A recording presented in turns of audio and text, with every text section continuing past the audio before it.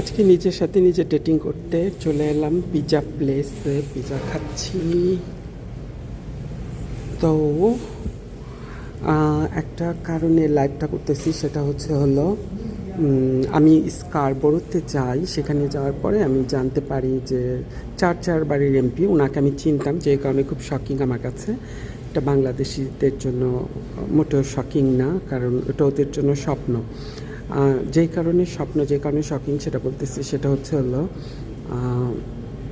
চারবারের MP, চারটা বার MP. সে এখন Canadian home শেল্টারে থাকে, গভর্নমেন্টের যে শেল্টার আছে সেখানে থাকে। এটা কি ভাবা যায় বাংলাদেশের থানা পর্যায়ে কোনো এমপি, মন্ত্রী বা যে কোনো একজন থানা পর্যায়ে কোনো লিডার হলেও তার কয়েকশো হাজার কোটি টাকা পাওয়া যায়? আওয়ামী লীগের আমলে বা বিএনপির আমলে এটা কম ছিল।